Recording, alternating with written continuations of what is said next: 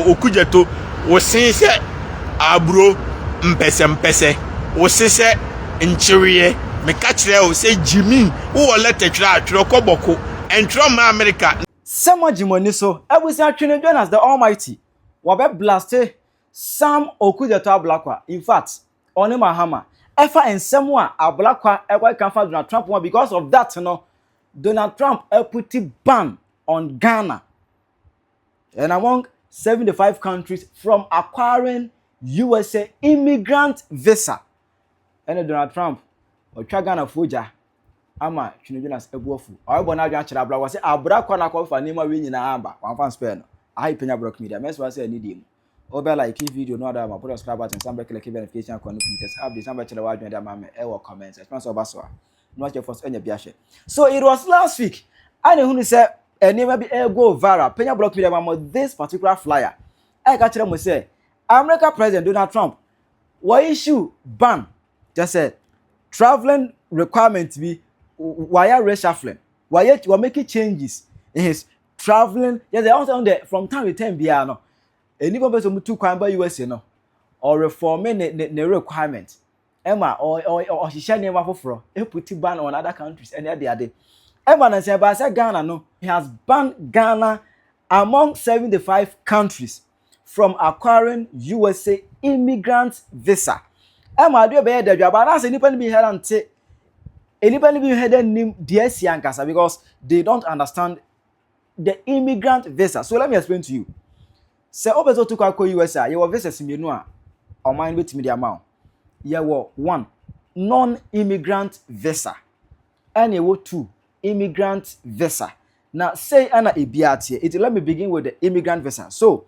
when you enter USA with an immigrant visa, these are your benefits. You are allowed to live and work permanently in the United States. So all the immigrant visa enekwa, you are permitted to stay there forever and also work over there forever. Any lifespan, any limited lifespan there be. Or lifespan no forever. You can stay there forever and also work over there forever. 2, you can eventually apply for US citizenship. Usually after 3 to 5 years, depending on category. After moving to US, despite the fact that you can live there forever and also permanently, you can also apply for USA citizenship to become a USA citizen. 81. Obetma tron manimu onkwana nyina. Asa ya adwuma manimu onkwana nyina no 1 benefit. 2. Aside so to manimu no, obetmi sa apply na do abeka USA mine no ho. So you also a USA citizen. And also one other benefit. What I say, also there's a difference between staying over there forever. Obey work, our agents working here. I can choose to stay in this country forever. Staying there forever doesn't mean say you qualify to take part of the country's elections and other things. No, but you have decided to stay there forever. Who need green card? You are not a USA citizen, but you are permitted to stay there forever. If you will be part of USA citizen that you can just apply after staying in the country for 3 to 5 years. Or mine do to say you can apply to become USA citizenship if you went there with or if you go there with immigrant visa. 3, your stay is not limited to a short time. Say na make a kana. What I say? Say na make a kana. You have all these benefits. Now, immigrant visa you can on Saturday I can be. So these are the ways you can acquire immigrant visa to USA. 1, through family based. Say if you are people USA honomo na opese obefa edo kwa. Ono no visa na ne visa no be ya fi ono de aba no. USA immigrant visa.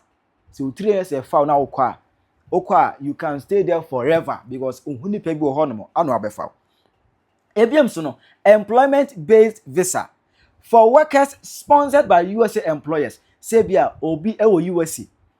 or pese ebi onu odi nkomo online or adwuma bi or pese obefa edewo kwa na onu no ye papers na because eya adwuma onu befa eya onu no USA citizen ene ba befa do akonti no obeye immigrant visa ene de amount it onu no visa na benya no na eye immigrant visa. 3, diversity visa. It is diverted visa and DV lottery. Say bia American lottery na ba na mutwetwa no. Se nyame ya do na utwam na wo ni a. No visa na de ma wo immigrant visa because you are going to stay there forever. Work there forever. So these were special immigrants such as religious workers or certain international employees. Say bia on say Roman fathers free, brothers, sisters free all visas immigrant visa. They can choose to go there at any point in time, any other day. And if you say non-immigrant, and if you want no immigrant visa, and if there's a non, it's not just say this benefit now you don't qualify. Say bia who go there with a non-immigrant visa, you cannot live there forever. Or no live no, you stay a short time. If you are course 5 years. 5 years, also be fee, a contract. And then that visa the students, and omo go for excursion, holidays, be near there, then omo na near the non-immigrant visa and omo. Any be omo ko contract part-time job, say be a contract 5 years, as soon over back, 2 years, as soon over back, and then non-immigrant visa. But now, no Nanzana said Trump, sir, immigrant visa we na Ghana or the Mayan or muchem. And the Achamudia meaning said now no. So who ni people US ya own team a foul for own co. Ye true. Hey, as a move. Say the who ni people ho. Oh, what for my baby so be family. Etu atwa. Wo fa o me fa ye. Etwa. Etu atwa. Wo fa o ko ye o me fa obi a etu atwa. Trump atwa sa de ni mu. Wa ban ne Ghana. Etu hu ni people abrochira own team a fa o nko. Ye twam. So what Ghana had also ultimately apply for DV lottery. Yeah, Trump because that DV lottery visa ya demand immigrant visa and then also Trump ban it means indirectly Ghana ya ban from applying DV lottery indirectly ya ban indirectly ya ban Ghana from acquiring or applying DV lottery because DV lottery visa connected to immigrant visa and then also Trump ban Ghana from acquiring immigrant visa. It just said DV lotteries no American lottery na plan ye twam. And among for chance say nyina come round ensem Trump kan ye. Letter now the buy concerning say Trump or capture Venezuela president no. On say Ablakwa can say Ghana ye condemn the action taken by Trump and office with immediate effect. We demand the release of the Venezuelan president Trump capture no. Every much say no ehun sunsanso. Anama Trump ebuafuo out this harsh punishment abeto Ghana so enti don't want to Twene Jonas ni go apai and no chase Ablakwa so na say we see fire Ablakwa enye easy I won more damn no idea now we me mo bi kuma ama hwan fort me kan grant me threaten obi antimi nkasa o be kasa bi asofo nsi wani na jimi na we de be sie mo de Ghana sika na mo wi ase no I am afraid the John Mahama betena say so e kronfo and I'm Kobisa almost said into my band Ghana visa no almost say no Trump John Mahama di o matemomate see them catch us John Mahama what them now would di o mo nyansan nim and the Ghana ni na wo no o discover bi adwuma ma no what is that their cars amount for maso mo mfanye show off and a freedom fighters Jimmy for no so what sand the market to cars mom wonim fa so bia ni so be bi adwuma ma Ghana ni be dura brochira obenya adwuma ye ni nsabe kona no obetumi asani ni fie ama wanyaka kredi enti abroche na ya opportunity magana no na wo twotwo nkwase ya leta oni okuje to Ablakwa Jimifo na mo twotwo leta ama no so behwere Ghana ni adan mu ya udifo ana adan mu bekum nipa me kachire on kwotro hwe kwase ya America mampanyina kwache Venezuela mampanyina emfa wo ho waduani ni we kwase ya leta outro ye ya bande Ghana visa Ghana for na ebebre mu nwan sa no mu kukura diplomatic passport mo ba enoma be easy but Ghana ni ko visa ya mfama no onwan ko kasa ankom fa Ghana nka ho da we next time mo sa ko jimi bio abehu an se o ma be na so se o mo ba betwe wo no na we so na o mo ba so a enya afi no mbe free player ba o mo base Ghana no aso o ma soma bomb na ba ba bia Mahama da no makuno and I saw Tiasia Nano, maybe soldier Niba, because a gun and so a man paying me tuna for so idea, but of course, you are the end of Baba, or so more base or Ghana. On one catch them in soldier Niba. o say Ghana yo omu nim threat ya John Mahama send ba omu base we no aso me lanche bomb na free base na wa kra no ma dia soma Mahama no ho a nya free no be waste time the jet akoti say Venezuela omu the jet cause insane ba bia because Venezuela no omu akodi bebrebe ai Ghana de na hwe nti no say omu soma free ai base wo na omu de ku Mahama no ho a ana me so de me koso a agina omu so mbe sua nyansa wa nko kasa me se Buhari Nigeria man panyin onim nyansa che John Mahama bam Trump timi di na tema no pa wi anwumre on kasa ada adan na nko a wagimi obi a o mo odin da enti chinchinia na no ai last week ya o watena se atro letter tintin ama ya benya visa ban we a permanent visa ban o Trump say o magana ni ma America bio because of John Mahama Jimmy for adan me catch them say da mo call Washington ko Jimmy say mo ma NDC MPP for visa mo magana eno yenya restriction which is single entry a chese Ghana ni bia bewura America ontime ma bio visa na say ajiso sa akwaje visa foforo what you say enti yenya visa o but a single entry roman visa na say enya adwuma bio ya 10 years visa kura wo di remember akwa no ano no this was akwa apply ekoto form foforo sa kutua sika failure application foforo na hwese ye besa ma visa bio ana emfa ma enti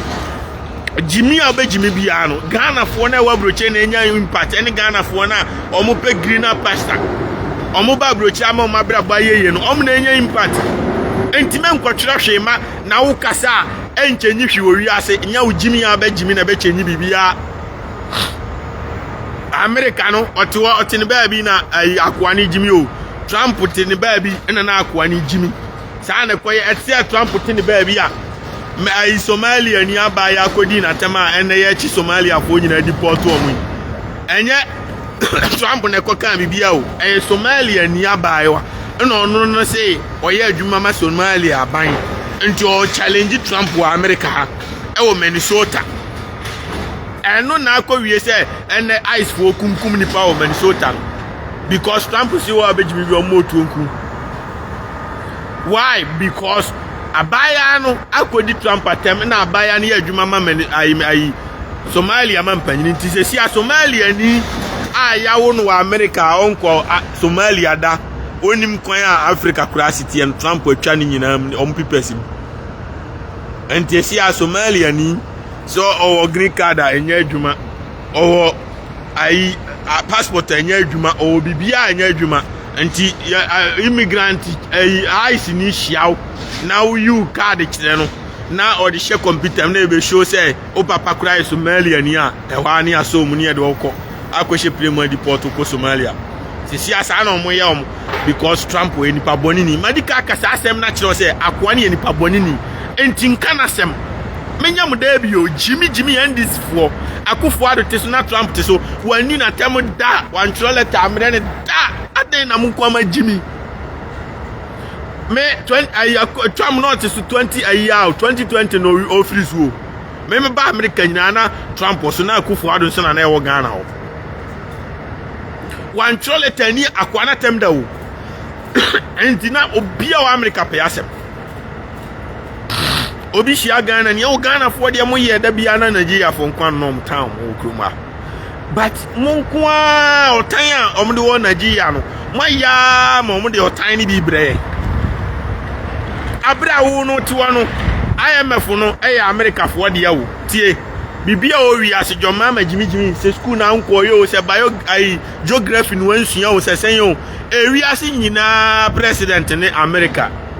wi ase nyina super power any America enu nti na me kisi asoja ni no say oh Trump mo say omo obezi wo nti enye eho de enye big deal omo no kra mo kra de omo hia mo Russia and China no omo ni omo deal omo ni omo presso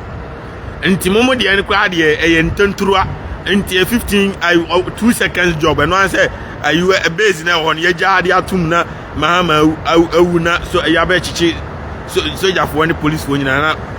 military for na obezi wana start really Ghana no a simple job but until how crowd the Trump priority China president ne Putin na Trump pro match omunya Mahama de on kan ho kra what you say because Trump person okoji Greenland e free Denmark for semina NATO for aso soja for akugu Greenland onti ho na still opposition chine a wogi from sem still ti o hwe kwan obekọ se ada se obekọ se okọ akoto nti okọ na okoto ni negotiation na anye ya no de by force iron aku soja for ni na no ake wage ti se de wage Venezuela eno na ye omo priority nya Ghana de easy job nti eno omo ni no countries a Trump man handle omo easy no enya Ghana ti pe kura ni omo o sa Russia ni China ni say you know omo ya big country Trump wo kire omo say o chinchim omo ti say remote no enya easy o na wo ye tatia no obeka wano atumata na ba bi no na wo to na wo no da bia na wo twotwo nkwase alete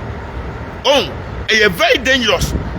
Canada for Trump e kire omo nyansa omo be pa achew kama eno kura still Trump treat you bad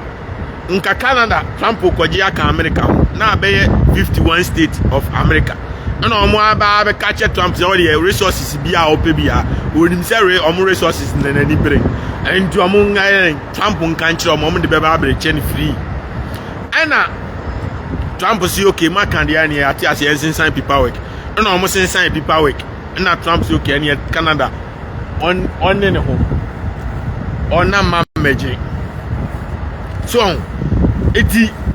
these countries na me bobodi no omo ye powerful chain Africa countries ni nyina akra kabom and so nipa no o control am say remote nti Ghana de South Africa kra powerful chain Ghana and so otimi suma soldier for no makofa South Africa president aba America no better right no odina tem no ojojo no and kra South Africa president nkasa da oma soldier for kofa Putin better America no ojojo Putin didi Putin atem ko video na da o Putin otu say Putin kasai wan carry otie no sa no kofa Ukraine man panyin better Ukraine otiatia Ukraine president otiatia Ukraine man panyin sa oti say Ukraine man panyin kasai da bi nso sam ko fo Ukraine Russia gina so sa ba yi ni ontime nyi kuro no omo ye tough na wo Ghana na wo no onkan wi ase ho ai police fo akura tu Abubakar omo ni bi police fo any soldier fo sika kura wo nyan tuo omo ka de ni nyina atoto cars ama nkwase ama what I say we mu no mu wo sika World Bank nyina America dia IMF na America dia si United Nations chia ai onie enti America sika na gube World Bank wo na omo de bo country bi abosia what I say enti omo de bo abosia IMF na ye den auditor or editing ehwese sika no wo de ye adwuma ni ye na John Mahama wo no wakwaje sika no wadi mu 214 billion ya IMF won bisa se sika no hanya wonim de odi akoye na omo de abetena se wo ye kronfo because president bia ni wa abeje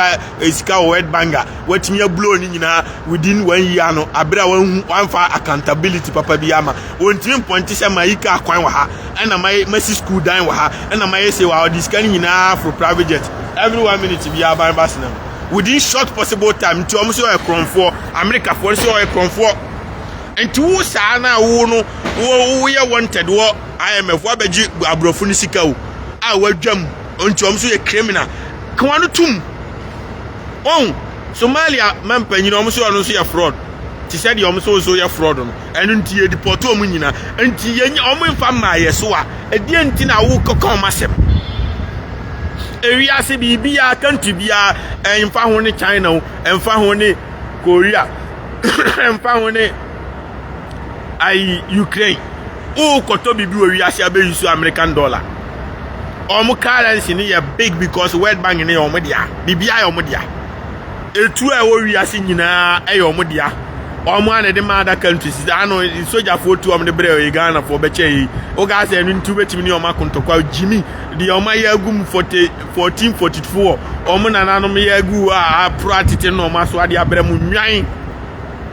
no futuro ni ha ateche ni ha na ye ho ama ho afin eno omo sisa ade abrem because egu a garbage nti omo sisa abre wa anyi wadwe se obetimi ni omo akon Jimmy no akokka omo asem sa no omo di bi bre Ghana sa no omo di bi ma Russia omo di bi ma Ukraine omo di bi ma country bia omo di bi ma UK me omo di bi ma country omo de control wi ase alu prebia o wi ase bia America fo na ni nyina ye okromu a company ni aban na the America aban your friend Boeing it is a Ford nyina ya America aban dia enti bibi omo anaye bibi o wiase bia mobile phone you so we me Facebook omo anaye Instagram bibi o wiase bia omo na ye sisa kofo we mu no untimi omo otom enti nka omo asem se be ya Ghana fo be bre o wiase adan wagimi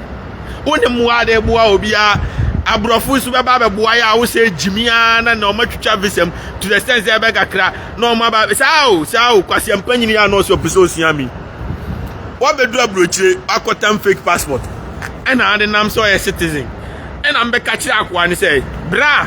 America, Mraya Juma, said you make catch your mama own team. That create to have one say, Trump, Abena, to say, or Babachi president. Because we're very any Sika, we are, or Musika, I am Sika, or America Sika, so only man, Jimmy. And to have we are $240 million, only oil, Sammy and Fimokoji, Samuel, the Costatic cocoa board, and Maboka. And Maria Sika, no cocoa board, Maria go to Sika Boka. Asa be di IMF sika asa be wia ye gold reserve sika enti maboka $240 million and no right there no mtimba be chew be to prison in New York. What you say omu dan say no ma o ma chi Venezuela man panyi what second to bi akasa sa no say ai Greenland omu jimi obekwa akochi Denmark man panyi na be sha prison. I know what you man or any giddy or some found in soldier form near my bar over Omo bar and normal warning in our the ABC that now there catch Iranian for say almost say Iranian say America buy a beteno ye buy a base ye buy almost on bomb or bomb a brow or moon who crash on my back. Trump say about yes in Syria almost to show you machine or see a job almost so bois. I feel one issue 2 years and I feel now Iranian man paying Jimmy Akofru plane. Abba. Because I said one now myself where you once they see Ania and what you 1 ma 30 seconds grab my baby chill baby ashen. And on once okay, Mama means I so frail soldier for no more plane in my family America. And no more than I plane in America. Fain no papa in Yano. And what day now or no see a word based face American. America best I want them to see how they only I want them.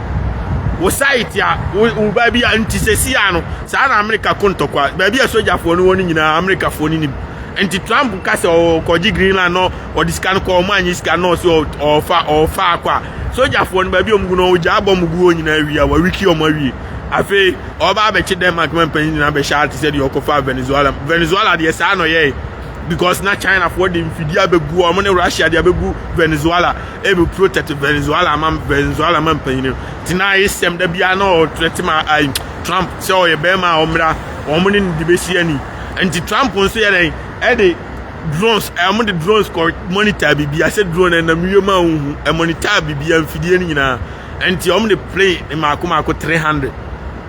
fighter jet nko na bisa anse Ghana ye ba kokura will be free mako 300 15 minutes no ma for president no mu delay 1 hour man church on baby awo ni nyina wo e si o ma twen wo na bag America o mu guso tweba e si America o hia o you build e si anano me drop petrol $2 na tiaba from $1 because o mu si oil na dos petrol na bu enti e si afala Trump wo tweba sha enti e si oil Venezuela oil ni nyina America ne omo the pipe atomo no omo loadu ba na omo de cars nso twimi ba enti ebinam form na ebinam asase ase ba what you say enti na no papa ni nyina fighter jet ni koje ja bomb no gu kuro no mpu soja fo ni police fo ni na wie anya no mkomo ama mpanyini ba no sa na Ghana kwa de easy job nti omo nka wasem esi amadi kan the punishment for flat so but you also want to control we say and intina Putin Jimmy o sanction ni cheze dollar no o untimi use nto bibia enti untimi use America dollar so a untimi to hwe we say bibia o we say bia o pese o to agi so $6 dollars enti China man panyini ono onye Russia for sika o beje dollars obi a beje dollars sana tie enti o mo sanction wa anto so me release sanction no obe bresa combat di ukromu of us because o da bibi enye because omu hia dollar what I say free Ghana to kwan ako Dubai and a different country one ko se cedis in dollar na the cedi no ko duru Dubai airport obi ani man kro omonye what I say sa na o de den o ko UK no one consistent cities na into pounds and be a dollars I would drew a buy a dollar and country be a bill be a vegiscan because I know the international currency. I mention you and the country be able to be a use American dollar and the alcohol. I know the champion of the whole world. So Auntie John Mahama say see on my band Ghana visa and I'm a fair boy be. Also, Monsieur Uncle visa form ma obi mame. Also, Charlie on my band you see Ghana into me apply visa bill. Now I'm say me ko here ya ko visa boys inside and on my band Ghana. I'm say oh yem penny for na Trump untie so mo band here. So enti mono mon kwasi alete no ehun sunsanso no esi Ghana ni bi enti ma America bill. Enti me sremo mamu san trolete o mu koji green line da John Mahama and control it to be a na face or more starting message. Ghana near Yawono Abia, a Chinese citizen. Om the Aye Somalia, Munsuru Ghana, Om the Ghana force. See the American Om the Aye Somalia for or Munsuru Ghana, Om the Bay. Obviously, Trump, your fuck, I have any Pabonini and Castle, Yase, and Yasa good you. Trump, wouldn't you compare by the Yanko Pona, Trump, your bronze. So, and to no. Say see I'm no say also bet me one day Archie Putin Archie China man panini na one day obey say operation one day single day into omu nim na omu de omu Jimmy by Greenland wa obey obechi omu enti mo bi anya mistake or kwa akwaji omu ko obeji so aja say enti ada say obeba mi achi obeto prison won New York na still waje Greenland and now so better now China now better now Hawaii or Russia na still waji Greenland no choose mbako because oya den a oba obechi waji one ma obeji ade in peace enti esi a ocean de amom no enti sankofo e omo nyina kabom krom ya big check Africa ni nyina no wo omo nyina na unim country support Denmark no UK ka ho Germany ka ho Italy, France, Obia support omo so still Trump si oben handle omo easy omo nyina how or man handle omo easy 20 just a simple tax mano ono se anye Ukraine ono wa until Putin wa ba Ukraine no betututu na mu nyina mu nso mutu bi kuno da bi omo ba ere omo be jabo mu na gukuro num na omo ere omo na ni soldier fo ni nyina na fi omo be chi leader no e na ba New York na fi America soldier fo na patrol kuro no kama so ati ase intime srew enka o masem asem mpenipa let take ba ko a wo de baaye tesi Ghana ni intime ma America bio because wagimi me ka kire okujeto wo sen se abro mpese wo se nchiriye me ka kire o se jimi wo let take atro koboko entro ma America na ntafo agimi fo na egu boko no Ghana so jafo any Ghana police for ko ha na ntafo agimi fo ni ku omo nto mbe da ni America be ko ntokwa jimi se ntafo agimi fo yo mun ko training da o mun hwi otuoto ho Ghana police ntwesi so mun ko gu prison na o mun kum ni pada bia oboko na Ghana soldier ntime nko because Ghana soldier kwa ni eku om Ghana police kwa ni eku police panyini na akra yo hono ya tututu obani kam no asa akopo ntafo ya chew nti sa ntafo mu wai mu ntimi omu a mo beden matimi bomba a efiri ye mu ba mo beden machi ai Venezuela man paisi obechi bombu ni na Trump si ba akukura ni wotimi chiye na nse Trump betina osire no se kwa siase o she prison ba akukura ni wa kwantimi chiye o si ni nyina na ne kuro ni nyina Chile wa adwe mame e wo comment section. Hi Penyah Media. Accra.